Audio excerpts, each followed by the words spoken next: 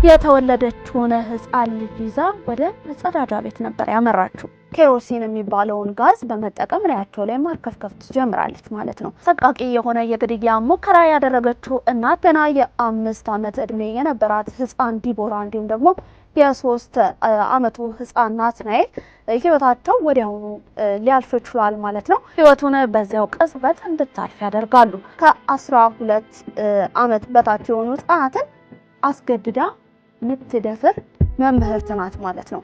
ከበድ ያለ የፍንዳታ እንዲሁም የእሳት አደጋ ይነሳል። አቶ ሙሉጌታ በቢሮአቸው ውስጥ በነበሩበት ጊዜ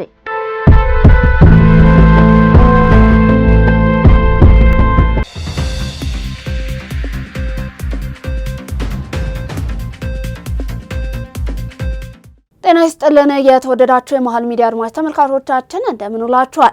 እነሆ ዘውትር በዚህ ሰዓት ወደ እናንተ የሚደርሰው ቀን መሃል ዜናችን ተጀምሯል። በቅድሚያም ዋና ዋና ርዕሰ ጉዳዮችን በማስቀደም ጀምራለሁ።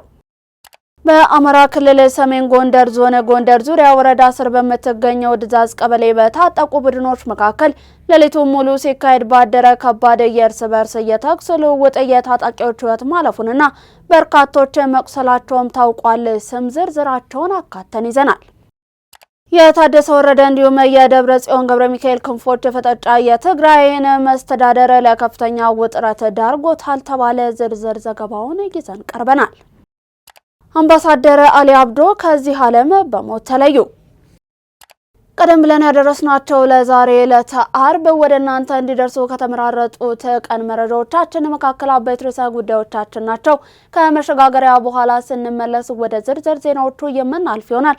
እስከዚያው ድረስ ዜናውን ላይክ እና ሼር፣ ሚዲያችንን ሰብስክራይብ በማድረግ ዜናውን ተጀምሩ ዘንድ የአክብሮት ግብዣችን ነው። 50 ከመቶ የባንክ ብድር ተመቻችቷል። ካዛንችስ ላይ ባለ 17 ወለል ቅንጡ አፓርትመንት ሰርተን አስረክበን አሁን ደግሞ በሚቾ አዲስ አበባ በታዋቂው የእንግሊዝ ኤምባሲ አካባቢና በአፍሪካ ብረት አጠገብ ቡልጋሪያ ዘመናዊ መኖሪያ ቤትና የሚያተርፉበት የንግድ ሱቅ ቢኖሮት ምንኛ ደስታ አለው። በጽዱና በነፋሻ ስፍራ ከተማችንን ወለል አድርገው እያዩ የሚንፈላሰሱበት መኖሪያ እነሆ። ባለ 25 ወለል ህንፃ ከባለ 2 እስከ ባለ 4 መኝታ ቤት ምርጫዎች። ቡልጋሪያ አካባቢ በሚገነባው ባለ 25 ወለል ሚክስድ ዩዝ ህንፃ ከባለ 1 እስከ ባለ 4 መኝታ ቤት አፓርታማዎችን ከ720 ብር፣ ሱቆችን ደግሞ ከ30 ካሬ ሜትር ከ600 ሺህ ብር ቅድመ ክፍያ ጀምሮ ለአንድ አባወራ 2 መኪና ማቆሚያ፣ 5 የጋራ መገልገያ ሊፍቶችና የዋና ገንዳ የታይቶ ያውቃል። 10 ከመቶ ቅድመ ክፍያ ብቻ 50 ከመቶ የባንክ ብድር ተመቻችቷል። ለተወዳጅ ቤተሰባችን ደግሞ የ5 ከመቶ ልዩ ቅናሽ። ልብ ይበሉ፣ ያሉን ቦታዎች ውስን ናቸው። ዛሬውኑ ይደውሉልን። ተመልሰናል። በቀዳሚነት ወደ ምንመለከተው መረጃችን አለፍን። በአማራ ክልል ሰሜን ጎንደር ዞን ጎንደር ዙሪያ ወረዳ ስር በምትገኘው ድዛዝ ቀበሌ በታጠቁ ቡድኖች መካከል ሌሊቱን ሙሉ ሲካሄድ ባደረ ከባድ የእርስ በርስ የተኩስ ልውውጥ የታጣቂዎች ሕይወት ማለፉን በርካቶች መቁሰላቸው ታወቀ። በትላንትናው ዕለት ምሽት በጎንደር ዙሪያ ወረዳ ድዛዝ ቀበሌ ላይ ሲንቀሳቀሱ በነበሩ የፋኖ ቡድን አባላት መካከል በድንገት አለመግባባት ተፈጥሯል። ይህንኑ ተከትሎ ቡድኑ ለሁለት ተከፍሎ ሌሊቱን ሙሉ የዘለቀ ከባድ ግጭት ውስጥ መግባታቸውም ነው የታወቀው። ሲካሄድ ባደረው በዚህ የእርስ በርስ ውጊያ ታጣቂዎች ሕይወታቸውን ያጡ ሲሆን እስካሁን በስም የተለዩ ሟቾችም ልሳኑ አስመቻ የድዛዝ ቀበሌ ታጣቂ የነበረ ምኒልክ ጀንበሩ የድዛዝ ቀበሌ ነዋሪ እንዲሁም ታጣቂ የነበረ አደለኝ ሰንደቁ የዳስ ማርያም ቀበሌ ነዋሪ እንዲሁም ታጣቂ የነበረ መሆናቸው ታውቋል። ከነዚህ 3 የሟች ስም ዝርዝር በተጨማሪም በግጭቱ ሳቢያ ቁጥራቸው በውል ያልታወቁ በርካታ ታጣቂዎች ከባድ እንዲሁም ቀላል የአካል ጉዳት እንደደረሰባቸው ከቦታው የተገኙ መረጃዎች ይጠቁማሉ። የታደሰ ወረደ እንዲሁም የደብረ ጽዮን ገብረ ሚካኤል ክንፎች ፍጥጫ የትግራይን አስተዳደር ለከፍተኛ ውጥረት ዳርጎታል ተባለ። የዚህን ዜና ዝርዝር እንደሚከተለው አጠናቅረነዋል። በአሁኑ ወቅት በህወሓት ውስጥ ግልጽ የሆነ የውስጥ ስልጣን እንዲሁም የሀሳብ ሽኩቻ ይታያል። የክፍፍል በዋነኛነት በሁለት ጎራዎች እየተመደበ ነው። በአቶ ደብረ ጽዮን ገብረ ሚካኤል እንዲሁም በጀነራል ታደሰ ወረደ የሚመራው ጊዜያዊ አስተዳደር አንጃ በአቶ ደብረጽዮን ገብረ ሚካኤል የሚመራው የፓርቲው አንጃ ድርጅታዊ ህጋዊነት እንዲሁም ቀጣይነትን ይዘናል የሚሉ እንዲሁም ይበልጥ ወደ ቀድሞ የህወሓት የነጠረ የፖለቲካ መስመር አንዳንዶች ጽንፈኛውንም ራዲካል የሚሉት እያዘነበሉ ናቸው። በጀነራል ታደሰ ወረደ የሚመራው የጊዜያዊ አስተዳደሩ ከፌዴራል መንግስቱ ጋር ያለውን ግንኙነትን በማለስለስ የክልሉን መልሶ ግንባታ እንዲሁም የሰላም ስምምነቱን አፈጻጸም ማስቀደም አለበት የሚል ይበልጣል። ይህ የውስጥ ክፍፍል ፓርቲው በጋራ የመወሰን እንዲሁም የመንቀሳቀስ አቅሙን በእጅጉ አዳክሞታል። ህወሓት ከብሔራዊ ምርጫ ቦርድ ጋር ያለው ህጋዊ ውዝግብ አሁንም ትልቅ አጀንዳ ነው። ከጦርነቱ በፊት የነበረውን ሙሉ የፓርቲነት ህጋዊ ሰውነትን መልሶ ለማግኘት የሚያደርገው ጥረት እንዲሁም በቦርዱ የተቀመጡ ቅድመ ሁኔታዎችን በፓርቲው ውስጥ የተለያዩ አቋሞች እንዲንጸባረቁ አድርገውታል። የውስጥ አጀንዳዎቹን ማስተካከያ እንዲሁም የታጠቁ ኃይሎችን ጉዳይ ሙሉ በሙሉ ሳይፈታ ወደ ቀጣይ የፖለቲካ ውድድር መግባት አለመቻሉ ድርጅቱን ውጥረት ውስጥ ከቶታል። በትግራይ ክልል ያለው የህዝብ ስሜት ከጦርነቱ በፊት ከነበረው በእጅጉ የተቀየረ ነው። የክልሉ ማህበረሰብ ከጦርነቱ መዘዝ ለመውጣት ሰላምን ለማረጋገጥ እንዲሁም የዕለት ተዕለት ኑሮውን ለመምራት ቅድሚያን ይሰጣል። ህወሓት ውስጥ ያሉ ይበልጥ ጠንካራ ወይንም የጠነከረ አቋም ማራመድ የሚፈልጉ ክፍሎች በህዝቡ ዘንድ የነበራቸውን ያልተገደበ ተቀባይነትን እያጡ መጥተዋል። ህዝቡ ከተስፋፊ ትረካዎች ይልቅ ለደህንነት፣ ለምግብ ዋስትና እንዲሁም ለኢኮኖሚ መረጋጋት ትኩረትን እንዲሰጥ መገደዱ በድርጅቱ ላይ ጫናን ፈጥሯል። ከጎረቤት ኤርትራ ጋር ያለው ውጥረት እንዲሁም የድንበር ማዕከላት ጥያቄዎች አሁንም ያልተፈቱ የደህንነት ስጋቶች ናቸው። ይሁን እንጂ ህወሓት አሁን ባለው አቋሙ የቀድሞውን አይነት ጠንካራ ወታደራዊ መዋቅርን ይዞ ለመቀጠል የሀብትም ሆነ የፖለቲካ አቋም የለውም። ዓለም አቀፉ ማህበረሰብም ቢሆን የፕሪቶሪያውን ስምምነት እንዲከበር እንዲሁም ከጦርነት ይልቅ በሰላማዊ መንገድ ውይይቶች እንዲቀጥሉ በሁሉም ወገኖች ላይ ግፊት ማድረጉን ቀጥሏል። አምባሳደር አሊ አብዶ ከዚህ ዓለም በሞት ተለዩ። የቀድሞ የአዲስ አበባ ከንቲባ የነበሩት አምባሳደር አሊ አብዶ ከዚህ ዓለም በሞት ተለይተዋል። አምባሳደር አሊ ባደረባቸው ህመም ምክንያት በሕክምና ሲረዱ ቆይተው ዛሬ ሌሊቱን ወደ አሄራ ሄደዋል ሲል የአዲስ አበባ እስልምና ጉዳዮች ከፍተኛ ምክር ቤት ገልጿል። የቀብር ስነ ስርዓታቸው በዛሬው ዕለት ዳለቲ አካባቢ በሚገኘው የሙስሊሞች የቀብር ቦታ ቤተሰቦቻቸው፣ ወዳጅ ዘመዶቻቸው እንዲሁም የመንግስት የስራ ኃላፊዎች በተገኙበት ከጁማ ሶላት በኋላ እንደሚፈጸምም ታውቋል። አምባሳደር አሊ በአርሲ ዴራ ከተማ ከአባታቸው ከአቶ አሊ ሱሌማን እንዲሁም ከእናታቸው ወይዘሮ አጸደ ማርያም የተወለዱ ሲሆን ከትዳር አጋራቸው 3 ሴቶች እንዲሁም 1 ወንድ ልጅን ማፍራትም ችለዋል። 27ኛው የአዲስ አበባ ከተማ ከንቲባ በመሆን ያገለገሉት አምባሳደር አሊ ከ1990 እስከ 1995 አዲስ አበባን መርተዋል። ከንቲባ አዳነች አቤቤ በቀድሞ የአዲስ አበባ ከንቲባ አምባሳደር አሊ አብዶ ህልፈት የተሰማቸውን ጥልቅ ሐዘን ገለጹ። ከንቲባዋ በማህበራዊ ትስስር ገጻቸው ላይ ባሰፈሩት የሐዘን መግለጫ መሰረትም በቀድሞ የአዲስ አበባ ከንቲባ አምባሳደር አሊ አብዶ ህልፈተ ህይወት የተሰማቸውን ጥልቅ ሐዘን ገልጸዋል።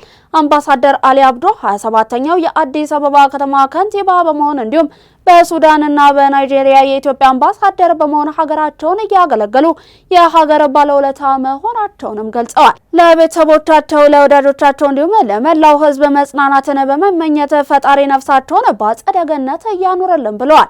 መሀል ሚዲያም በቀድሞ የአዲስ አበባ ከንቲባ አምባሳደር አሊ አብዶ ህልፈተ ህይወት የተሰማውን ጥልቅ ሐዘን በመግለጽ ለቤተሰቦቻቸው እንዲሁም ለወዳጅ ዘመዶቻቸው መጽናናትን ይመኛል። በሰባተኛው ጠቅላላ ምርጫ የታየው የዜጎች ተሳትፎ የኢትዮጵያን የዲሞክራሲ እድገትን እያሳየ ነው አሉ ምሁራን። ዝርዝር ዘገባውን ተመልክተን እንመለስ። የሐዋሳ ዩኒቨርሲቲ የስነ ዜጋ እንዲሁም ስነ ምግባር መምህሩ አቶ ብሩክ ደስታው በምርጫው የታየው ጠንካራ የዜጎች የፖለቲካ ተሳትፎ በሀገራችን የፖለቲካ ምህዳር እየሰፋ መምጣቱን እንዲሁም የህዝቡ የዲሞክራሲ ግንዛቤ ማደጉን የሚያሳይ ነው ብለዋል። የሐዋሳ ዩኒቨርሲቲ የህዝብ አስተዳደር መምህር እንዲሁም የፕሬዝዳንት ጽህፈት ቤት ኃላፊ አቶ አየለ አዳንቶ በበኩላቸው የፖለቲካ ፓርቲዎች በቅድመ ምርጫ ወቅት ያደረጉትን ስልጡን የሀሳብ ክርክር ዜጎች በንቃት ወደ ምርጫ ጣቢያዎች እንዲወጡ በማነሳሳት በሀገራቸው ጉዳይ ላይ ኃላፊነታቸውን እንዲወጡ ትልቅ አስተዋጽኦ ማድረጉን ገልጸዋል። በዲሞክራሲያዊ ስርዓት ውስጥ አሸናፊ የሚሆነው በህዝብ አመኔታ ያገኘው ፓርቲ ነው ያሉት ምሁራን አዲሱን መንግስት የሚመሰርተው ፓርቲ ህዝቡ የተሰጠውን አደራ ለመወጣት ዝግጁ መሆን እንዳለበትም ለኢቢሲ በሰጡት አስተያየት ገልጸዋል። በምርጫ ሂደት አሸናፊም ሆነ ተሸናፊ የፖለቲካ ፓርቲዎች የህዝብ ድምጽ ወኪሎች በመሆናቸው በቀጣይ የሀገር እንዲሁም የህዝብ ፍላጎት በሆኑ ብሔራዊ አጀንዳዎች ላይ በጋራ መስራት እንደሚገባቸውም ምሁራኑ አሳስበዋል። በተጨማሪም የምርጫው ሂደት ሙሉ በሙሉ እስኪጠናቀቅ እንዲሁም የመጨረሻው ውጤት ይፋ እስኪደረግ ድረስ ህብረተሰቡ የጀመረውን ሰላማዊ አካሄድን አጠናክሮ እንዲቀጥልም ጥሪን አቅርበዋል። የውጭ ጉዳይ ኢንስቲትዩት ለደቡብ ሱዳን ዲፕሎማቶች ከፍተኛ የዲፕሎማሲ ስልጠና መስጠት ጀመረ።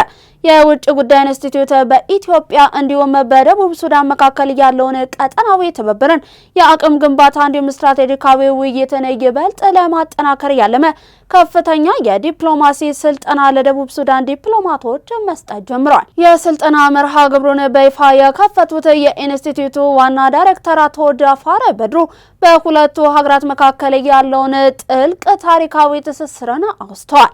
ይበልጥ ጠንካራ የሆነ የጋራ መጻኢ ዕድልን ለመቅረጽም የታማኝነት የትብብር እንዲሁም የዲፕሎማሲያዊ ጥረቶች ወሳኝ መሆናቸውን በድጋሚ አረጋግጠዋል። በኢትዮጵያ የደቡብ ሱዳን ኤምባሲ ምክትል አምባሳደር ቶክዴንግ የውጭ ጉዳይ ኢንስቲትዩት ከውጭ ጉዳይ ሚኒስቴር ጋር በመተባበር ላዘጋጀው ለዚህ ጠቃሚ የስልጠና ፕሮግራም ለሰጡት የሀገራቸው ዲፕሎማቶች የእንኳን ደህና መጣችሁ መልእክትንም አስተላልፈዋል። አምባሳደሩ በንግግራቸው የአቅም ግንባታ ንቁ ተሳትፎ የሚታይበትን የልምድ ልውውጥ እንዲሁም በኢትዮጵያና በደቡብ ሱዳን መካከል ያለውን የቅንጅት ስራ ይበልጥ እያሳደገ የመጣውን ጥልቅ ታሪካዊ ትስስርን አጉልተው አሳይተዋል። በጅማ ዞን በ2018 ትምህርት ዘመን 92545 ተማሪዎች ሀገራዊና ክልላዊ ፈተና እንደሚወስዱ የዞኑ ትምህርት ጽሕፈት ቤት አስታወቀ። በዞኑ ለፈተናው አስፈላጊው ዝግጅት መደረጉም ተመላክቷል። የጽሕፈት ቤቱ ዋና ኃላፊ አቶ ሚፍታ አብዱል ቃድር ለኢትዮጵያ ዜና አገልግሎት እንደገለጹት ለ12ኛ ክፍል ብሔራዊ ፈተና በተፈጥሮ እንዲሁም በማህበራዊ ሳይንስ 11506 ተማሪዎች ፈተናውን ለመውሰድ አስፈላጊውን ቅድመ ሁኔታን አሟልተዋል። ከእነዚህ ውስጥ 25 በመቶ በ8 ማዕከላት በኦንላይን ፈተናውን የሚወስዱና ቀሪዎቹ ደግሞ በወረቀት እንደሚፈተኑ አቶ ሚፍታ ተናግረዋል። በሌላ በኩል 81039 ተማሪዎች የ8ኛ እንዲሁም 6ኛ ክፍል ክልላዊ ፈተናን በዞኑ ሁሉም ወረዳዎች የሚፈተኑ ይሆናል ብለዋል። በዞኑ የትምህርት ጥራትን ለማረጋገጥ እንዲሁም የተማሪዎችን ውጤት ለማሻሻል ከመደበኛው ተጨማሪ ትምህርት በመስጠት አስፈላጊውን ክትትል ሲያደርጉ መቆየታቸውንም አመልክተዋል። በኦንላይን ለሚፈተኑ ተማሪዎች ከወዲሁ አስፈላጊውን ስልጠና እንዲሁም የግንዛቤ ማስጨበጫ ስራ መሰራቱንም ነው የገለጹት። የተወደዳችሁ የመሃል ሚዲያ አድማጭ ተመልካቾቻችን እየተመለከታችሁ የምትገኙት ለዛሬ ዕለት አርብ ወደ እናንተ እየደረሰ የሚገኘውን የቀን መሃል ዜናችን ነው። አሁን ደግሞ ከውጭ የዜና ምንጮች ወደ ያዝናቸው እናልፋለን። 50 ከመቶ የባንክ ብድር ተመቻችቷል። ካዛንችስ ላይ ባለ 17 ወለል ቅንጡ አፓርትመንት ሰርተን አስረክበን አሁን ደግሞ በምቹ አዲስ አበባ በታዋቂው የእንግሊዝ ኤምባሲ አካባቢና በአፍሪካ ህብረት አጠገብ ቡልጋሪያ ዘመናዊ መኖሪያ ቤትና የሚያተርፉበት የንግድ ሱቅ ቢኖሮት ምንኛ ደስታ አለው። በጽዱና በነፋሻ ስፍራ ከተማችንን ወለል አድርገው እያዩ የሚንፈላሰሱበት መኖሪያ እነሆ። ባለ 25 ወለል ህንፃ ከባለ 2 እስከ ባለ 4 መኝታ ቤት ምርጫዎች። ቡልጋሪያ አካባቢ በሚገነባው ባለ 25 ወለል ሚክስድ ዩዝ ህንፃ ከባለ 1 እስከ ባለ 4 መኝታ ቤት አፓርታማዎችን ከ720 ብር፣ ሱቆችን ደግሞ ከ30 ካሬ ሜትር ከ600 ሺህ ብር ቅድመ ክፍያ ጀምሮ ለአንድ አባወራ 2 መኪና ማቆሚያ፣ 5 የጋራ መገልገያ ሊፍቶችና የዋና ገንዳ የት ታይቶ ያውቃል። 10 ከመቶ ቅድመ ክፍያ ብቻ፣ 50 ከመቶ የባንክ ብድር ተመቻችቷል። ለተወዳጅ ቤተሰባችን ደግሞ የ5 ከመቶ ልዩ ቅናሽ። ልብ ይበሉ፣ ያሉን ቦታዎች ውስን ናቸው። ዛሬውኑ ይደውሉልን። በሞቃዲሾ የተቀሰቀሰው ከባድ ውጊያ የንጹሃን ጭፍጨፋ እንዲሁም የአፍሪካ ህብረት አስቸኳይ የተኩስ አቁም ጥሪ ዝርዝሩ ተዘጋጅቷል፣ እንደሚከተል ይቀርባል። በሶማሊያ መዲና ሞቃዲሾ በፕሬዝዳንት ሐሰን ሼክ መሐመድ ስልጣን ዘመነ ማራዘም ውሳኔ ምክንያት በመንግስት ጦር እንዲሁም ከተቃዋሚዎች ጋር በተሰለፉ ታጣቂዎች መካከል የተኩስ ልውውጥ እንዲሁም ከባድ ውጊያ በመቀስቀሱ ምክንያት ንጹሃን ዜጎች እየተፈናቀሉ ነው። አሁን ላይ በሞቃዲሾ የተነሳው ግጭት በሀገሪቱ በመሻሻል ያለው የሰላም መንገድ ከማደናቀፍ አልፎ የሀገሪቱን ሉዓላዊነትን አደጋ ላይ የሚጥልም ነው ተብሏል። በትላንትናው ዕለት በዋና ከተማዋ ከተቀሰቀሰው ከባድ ውጊያ እንዲሁም የሞርታር ድብደባ የተነሳ በርካታ ንጹሃን ዜጎች ህይወታቸውን ለማዳን ከቤት ንብረታቸው ለቀው በመሰደድ ላይ ናቸው ተብሏል። ግጭቱ ከጀመረበት ወቅት አንስቶ እየተስፋፋ ሲሆን በከተማዋ ዋና የንግድ ማዕከል በሆነው በባካራ ገበያ እንዲሁም በተለያዩ መኖሪያ መንደሮች ውስጥ ጭምር እየተካሄደ ይገኛል። በዚህ ምክንያት ከፍተኛ የንብረት ውድመት እንዲሁም የሰብአዊ ቀውስን እያስከተለ ይገኛል ሲል ዘጋርዲያን ከስፍራው ዘግቧል። ይህንን ተከትሎ የአፍሪካ ህብረት በሶማሊያ ዋና ከተማ ሞቃዲሾ እየተሰባሰበ የጸጥታ ሁኔታ እንዲሁም እየተፈጸሙ ያሉ ጥቃቶችን በጽኑ በማውገዝ ጋዜጣዊ መግለጫ ያወጣ ሲሆን ህብረቱ በግጭቱ ላይ የተሳተፉ ሁሉም ወገኖች የመንግስት የጸጥታ አካላት እንዲሁም የተቃዋሚ ታጣቂዎች አስቸኳይ እንዲሁም ያለምንም ቅድመ ሁኔታ የተኩስ አቁም ላይ እንዲደርሱ ጥሪያቸውን አቅርቧል። ህብረቱ በግጭቱ ምክንያት የንጹሃን ዜጎች ህይወት መጥፋት፣ መፈናቀል እንዲሁም የመሰረተ ልማት ውድመትን እንዳሳስበው በመግለጽ የንጹሃንን ደህንነት መጠበቅ የሁሉም ወገን ቀዳሚ ግዴታ መሆኑን አስገንዝቧል። ህብረቱ አክሎም ማንኛውም አይነት የፖለቲካ ልዩነቶች በኃይል ሳይሆን በአካታች እንዲሁም ሰላማዊ ውይይት ብቻ መፈታት እንዳለባቸውና ፖለቲካዊ ትርፍ ለማግኘት የሚደረግ የኃይል እርምጃ ተቀባይነት እንደሌለው ገልጿል። ይህ ለሀገሪቱ ሰላም እንዲሁም አንድነት እንደ ስጋት የሚታይ ሲሆን የተከሰተው ግጭት ሀገሪቱ ለ10 ዓመታት ከነበረችበት ቀውስ ወጥታ በአንጻሩ ለጀመረችው ሰላምና መረጋጋት እንዲሁም ከአሸባሪው አልሸባብ ጋር የምታደርገውን ትግል ወደ ኋላ የሚመልስ በመሆኑ ወገኖች ከድርጊታቸው ሊታቀቡ እንደሚገባቸው የሚያሳስብ ነው። የአፍሪካ ህብረት በሶማሊያ የጀመረውን የሰላም ማስከበር ሚናን አጠናክሮ እንደሚቀጥል በመግለጽም ሁኔታዎችን በቅርብ እየተከታተለ መሆኑን ገልጿል። እንደ ዘጋርዲያን ዘገባ ከሆነ አሁን በርካታ ሶማሊያውያን ከሞቃዲሾ በሰላም ከሚኖርበት ቦታ በመፈናቀል ላይ ናቸው። የአያቶላ አሊ ሀሚኒ የቀብር ስነ ስርዓት ከ4 ወራት በኋላ በሰኔ ወር ሊፈጸም መሆኑ ተነገረ። በመካከለኛው ምስራቅ ታሪክ ታይቶ የማይታወቅ እንዲሁም እጅግ ግዙፍ እየተባለለት የሽኝት ፕሮግራምም ይፋ ሆኗል። ባለፈው የካቲት 21 ቀን 2018 ዓ.ም በቴህራን በሚገኘው መኖሪያና ቢሮአቸው ላይ በተሰነዘረ የጋራ የአሜሪካ እንዲሁም የእስራኤል የአየር ጥቃት ከቤተሰቦቻቸው ጋር የተገደሉት የ86 ዓመቱ የኢራን የበላይ መሪ አያቶላ አሊ ሀሚኒ ከናፈቁት የመጨረሻ ምኞታቸው ጋር በተያያዘ በማሽሃድ በሚገኘው ታዋቂ የኢማም ረዛ መቅደስ አጠገብ ሊቀበሩ መሆኑ ታውቋል። የኢራን አብዮታዊ ጠባቂ ጦር እንዳስታወቀው ከሆነም ታላቁ የቀብር ስነ ስርዓት በሰኔ 14 ቀን አካባቢ የሚጀምር ሲሆን ለ3 ቀናት የሚቆይና በሚሊዮኖች የሚቆጠሩ ኢራናውያን የሚሳተፉበት ሀገር አቀፍ የሽኝት ሰልፍ በቴህራን በቆመ እንዲሁም በማሽሃድ ከተሞች ላይ ይካሄዳል ተብሏል። የሀገሪቱ ባለስልጣናት እንደገለጹት በዚህ ታሪካዊ የቀብር ስነ ስርዓት ላይ ከ20 ሚሊዮን በላይ ህዝብ ሊታደም ይችላል ተብሎ የሚጠበቅ ሲሆን ይህም በሰው ልጅ ዘመናዊ ታሪክ ውስጥ ትልቁ ህዝባዊ ስብሰባ ያደርገዋል። ይህ አስገራሚ የህዝብ ቁጥር እንደ አውሮፓውያኑ አቆጣጠር በ1989 የተከናወነውን እንዲሁም 10 ሚሊዮን ህዝብ የተገኘበትን የቀድሞውን መሪ አያቶላ ሩሆላ ሆሚኒን የቀብር ስነ ስርዓትን በእጅጉ እንደሚበልጥም ተነግሯል። የዩክሬን ፕሬዝዳንት ቮሎዲሚር ዜሌንስኪ ጦርነቱን ለመቋጨት ባለማ አዲስ እርምጃቸው ከፑቲን ጋር ፊት ለፊት ለመነጋገር ጥያቄን አቀረቡ። መሪው ለሩሲያው ፕሬዝዳንት ቭላዲሚር ፑቲን በጻፉት ይፋዊ ግልጽ ደብዳቤ በአውሮፓ ያለ ጦርነት አሁንም የአሜሪካን ትኩረት እስኪገዛ ድረስ መጠበቅ ስህተት ነው በማለት ሰላም ሊመጣ የሚችለው በዩክሬን እንዲሁም ሩሲያ መካከል በሚደረገው የቀጥታ ንግግር ነው ብለዋል። ዜሌንስኪ እንዲደረግ ባሰቡት ንግግር ወቅትም ሙሉ ለሙሉ የተኩስ አቁም እንዲደረግ ጠይቀዋል። ይሁን እንጂ ፕሬዝዳንት ፑቲን ይህንን ሀሳብ ሐሙስ ዕለት ውድቅ አድርገውት ነበር። የአሜሪካው ፕሬዝዳንት ዶናልድ ትራምፕ ሐሙስ ዕለት የሁለቱ ሀገራት መሪዎች ሲገናኙ መልካም እንደሆነም ተናግረዋል።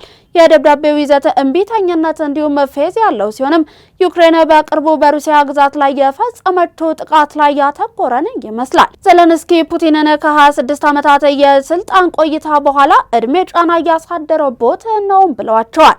ከዚህ ባለፈ ደብዳቤው ግብዣንም እያካተተ ነው። ዩክሬን ይህንን ጦርነት በእኛ እንዲሁም በእርሶ መካከል በቀጥታ ንግግር እንዲቋጭ ሀሳብን ታቀርባለች። ለንግግር ጥሪ እያቀረብኩ ነው በማለት ዜሌንስኪ ጽፈዋል። ለዛሬ ለታርብ ከመሃል ሚዲያ ወደ እናንተ እንዲደርሱ ያጠናቀርናቸውን የቀን መረጃዎቻችንን አበቃና። ምርጫችሁ አድርጋችሁ ስትመለከቱ ስለነበር እጅግ እናመሰግናለን። ዜናውን ላይክና ሼር፣ ሚዲያችንን ሰብስክራይብ በማድረግ ቤተሰብነታችሁን ታጠነክሩ ዘንድ የአክብሮት ግብዣችን ነው። ከዩቲዩብ ባለፈ በፌስቡክ፣ ቴሌግራም እንዲሁም ቲክቶክ ገጾቻችን ተጨማሪ የመሃል ሚዲያ ይዘቶችን መመልከት ትችላላችሁ። በኔ ቦታ በቃው። ሰላማችሁ ይብዛ።